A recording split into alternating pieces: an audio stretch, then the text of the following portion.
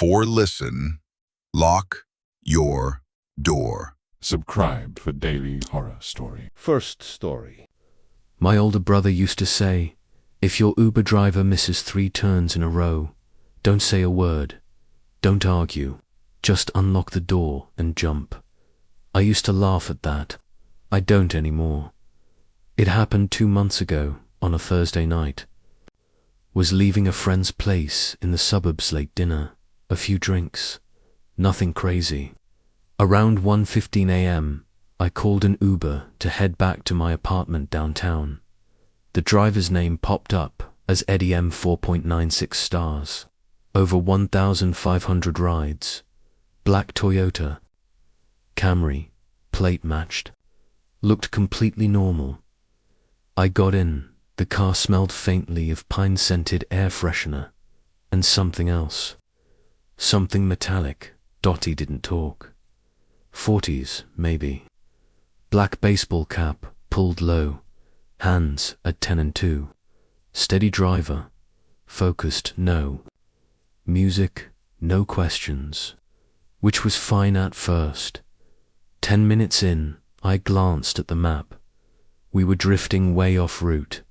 I figured maybe he was avoiding traffic, construction, but the roads were empty, and the detour made no sense.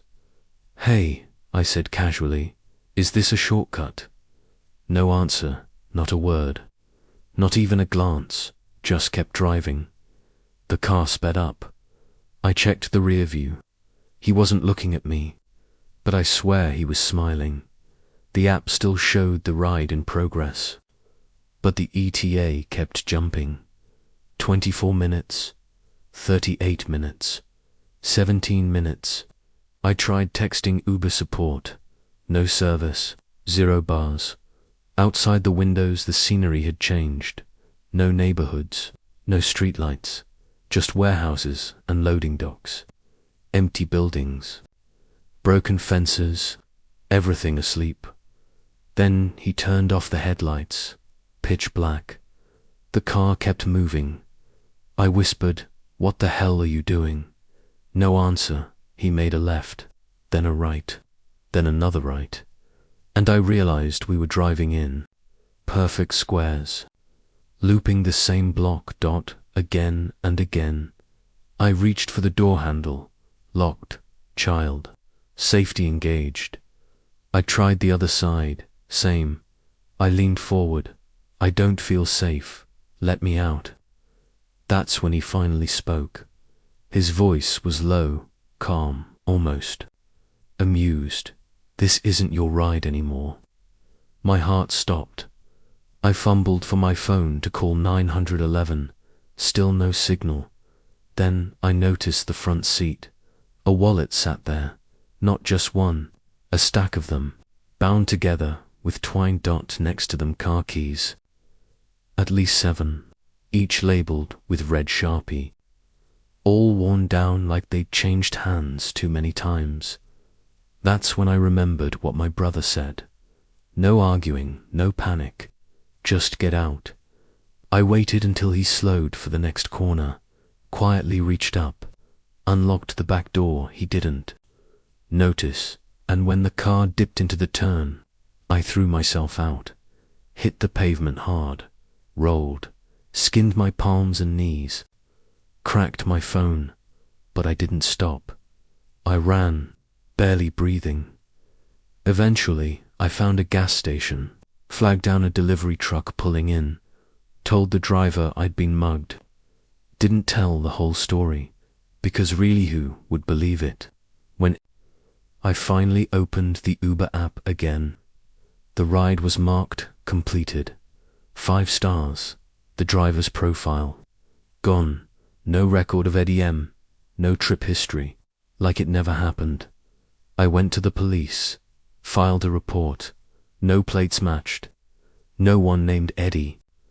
With that car, they said it might have been stolen. Or maybe I just misread the name. They didn't look too hard. But here's the thing. 3 nights ago, I was walking home from work, late, raining, empty streets. A black Camry slowed behind me. Tinted windows, no plates. The passenger side window rolled down just a crack, and I heard it, the same voice. This one's mine too. The car pulled away before I could react. I haven't told anyone else, but now, every time I see a rideshare pull up, I check the steps, check the face, and some nights, I dream I'm back in that car. Only now, I never jumped. I see myself sitting still, staring out the window as the lights disappear, as the doors vanish, as the world outside slowly gets erased, and the driver's voice behind me whispering, "This isn't your ride. It never was. Next time your Uber driver takes the wrong turn, don't wait for a third." Some people drive for more than money, and some rides don't take you home. Second story. My dad once told me, if you get into an Uber and something's already in the back seat, get out, even if it doesn't move, especially if it doesn't move. I never understood that until last Friday night. It was 12:22 a.m. I'd just finished a long shift at the diner, too tired to drive, eyes heavy, feet sore, so I called an Uber home. The car pulled up as I opened the app, black SUV, tinted windows, license plate matched, driver's name, Jonas P. 4.92 stars. Over 2,000 trips.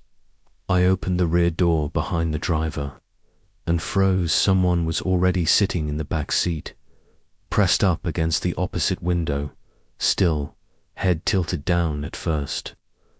I thought I'd made a mistake, maybe opened the wrong car. Then the driver turned his head slightly and said, flatly, "It's a pooled ride. You're next." I hesitated. There was something deeply wrong about the figure beside me. No phone, no earbuds, no movement, just a faint, rattling breath like air moving through wet paper. But I was exhausted. Didn't want to cause a scene. Didn't want to look paranoid. So I got in. Didn't say a word. Didn't look over, just buckled in and stared straight ahead. The doors locked, and instantly the air changed. Heavy, wrong. The windows were rolled up, but the car smelled like dirt and old coins. Jonas didn't speak, no greeting, no music, just silence and the steady hum of tires. The car took a strange route, back roads, service alleys, past shuttered gas stations and rusted chain-link fences. Every time I asked where we were going, the driver mumbled the same thing. "This part isn't yours yet." The figure beside me hadn't moved an inch. No blinking, no shifting, just stillness. Its hands were folded in its lap, but the skin looked off, grey, too smooth, like unfired clay. Finally, under the glow of a distant streetlight, I risked a glance, and what I saw wasn't human. Its face was pale, eyes black and dry, mouth slightly parted, and where the ears should have been there was just smooth, uninterrupted. Skin, like someone had erased them. I froze. The driver let out a soft chuckle. "I told you. Pooled ride." I yanked the door handle, locked, child safety. No escape. I started to shout, tried to bang on the window.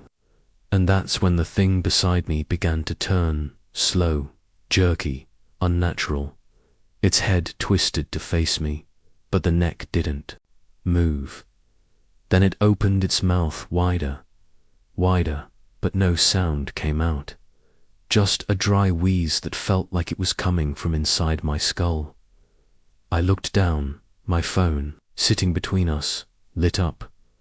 It wasn't a text, it wasn't a call, just a black screen with white words, "You're last." I kicked the door, screamed, fought against the seatbelt. The car slammed to a sudden stop. The locks clicked open.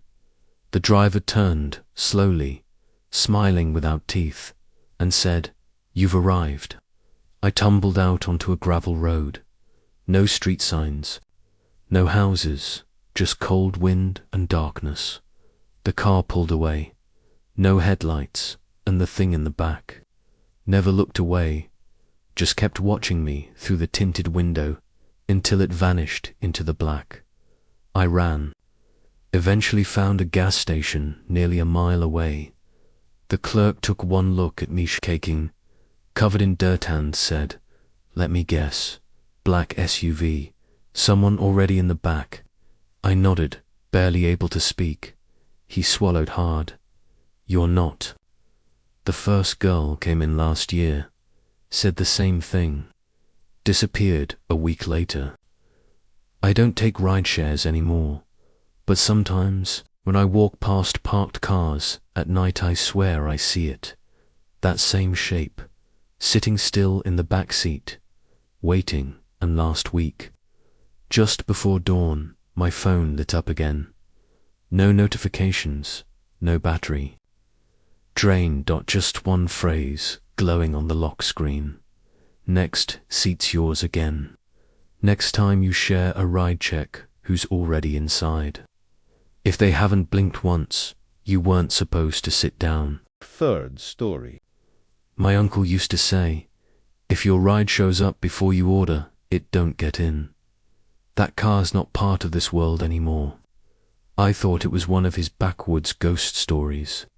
Until last month, it was a Sunday night, cold, windy, the streets nearly empty. I'd just finished closing shift at the hotel bar where I work. It was around 1:45 a.m.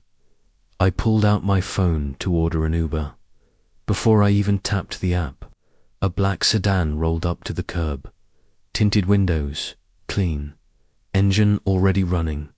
The rear window rolled down just slightly, and the driver leaned over toward the passenger seat and said, "Brandon, going to Edgewater Drive.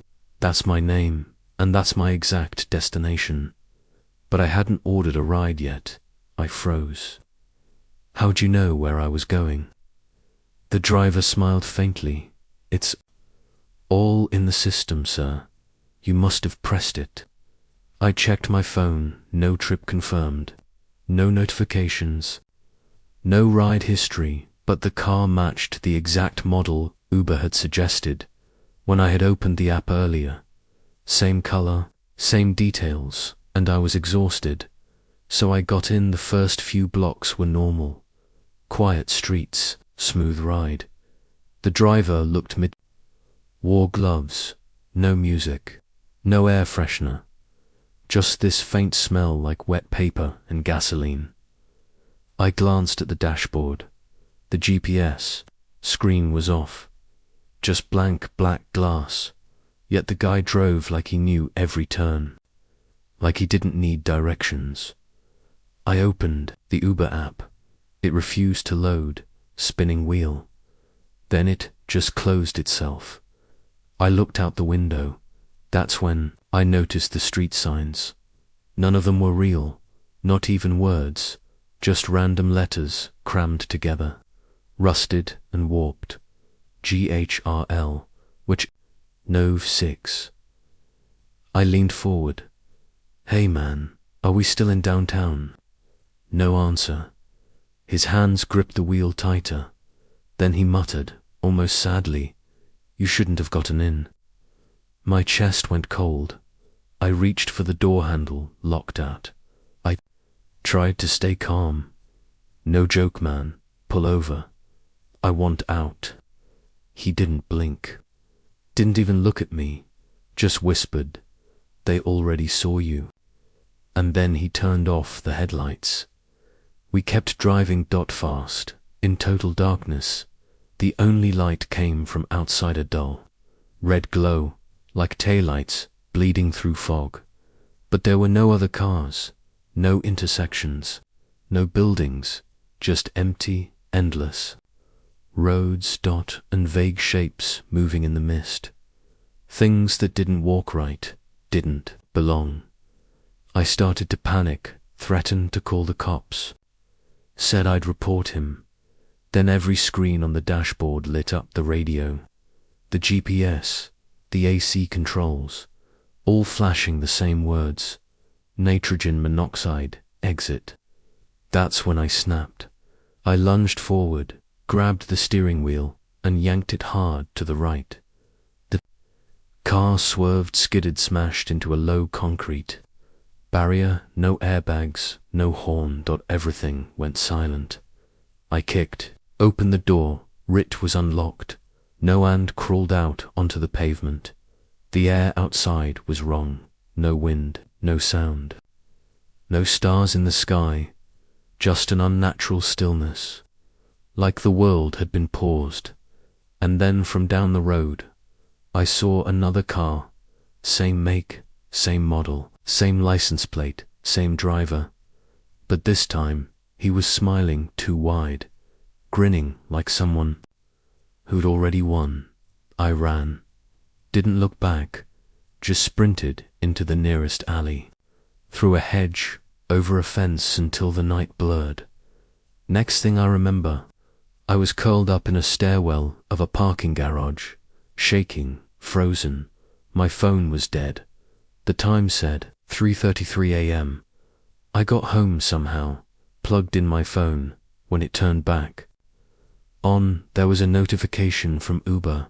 Thanks for riding with us, Brandon. Trip completed. I checked the ride history, no pickup point, no drop, dash off, just one long, endless loop, a circle, and beneath it, one message: you're still in the car. Now I walk home every night. I don't use rideshares anymore. But last Thursday, my phone buzzed just past midnight. A new notification: your driver is arriving now. I hadn't ordered a ride. I opened the app, black sedan, same plate, same driver. Photo, same destination. Edgewater Drive. Only one line of text beneath his name: you never left. Next time a ride shows up before you even call it, don't get in. Some trips don't start when the car moves. They start the moment you sit down, and they don't end just because the door opens.